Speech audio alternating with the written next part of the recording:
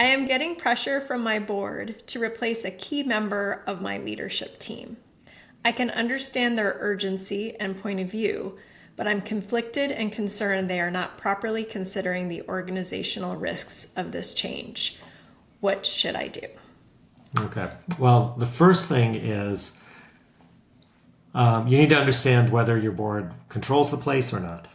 So if you're in like a publicly held company, sometimes boards have tremendous power and influence, and sometimes they have less so. So you first need to, and if you're in a private company, like family owned, if it's a family member, they control the company. If it's not a family member, they don't. If it's private equity owned, again, some private equity firms control the firm, others just sit on the board. So it depends. But the first thing is, do they actually control the place or not? If they control it, you got to take it a little more seriously. Second, it's almost certain. The person asked, I can understand their urgency, but I'm conflicted. They might not be considering things, right? Number two, they absolutely do not have full context. There's just no way they have full context because they're not on the ground with you and things like that. So number three, the correct thing to do is you need to take the feed. Oh, and actually the other piece is sometimes when boards say things, they're just asking. Like, at both my companies, I've had board members, I've sat on boards. Sometimes you say like, I don't think our chief revenue officer is doing a good job. Sometimes that's just a way of having a conversation or saying like, how do you think that person is doing? But they're not saying you must fire the person. So what do you do with all this? Number one, assess, do they control? Are they just asking or are they directing?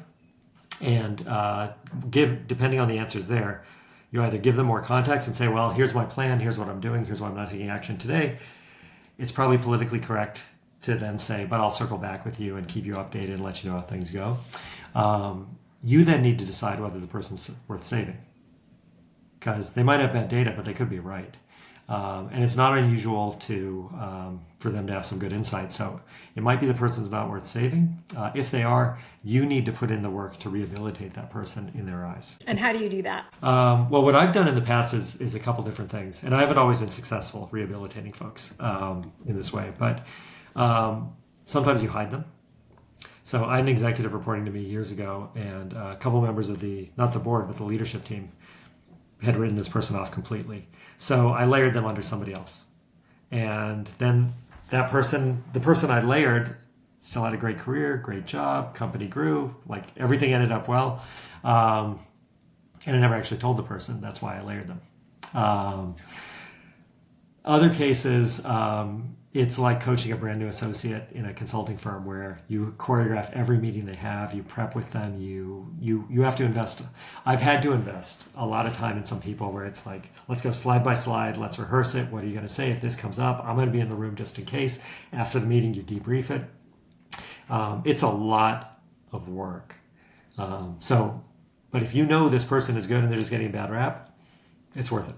So the only other things I would say is, in my own experience, there is always something I'm not seeing when this is what's been presented to me. So I do tend to start with getting really curious. So spending some time with the board members with a tell me more mindset, like give me some examples. What exactly is it? Like just making sure I understand the problem they're trying to solve, because again, that can inform my what do I do next in no matter what road I take.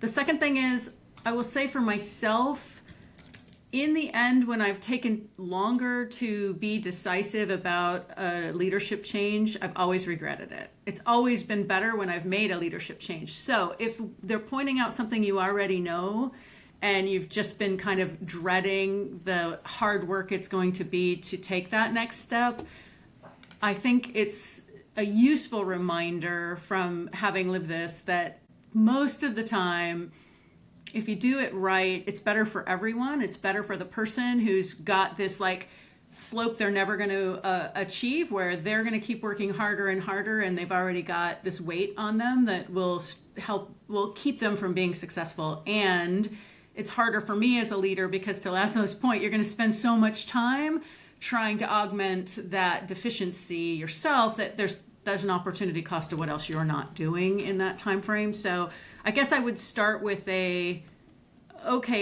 they might be right, assume that you might have to take some action. What does that mean?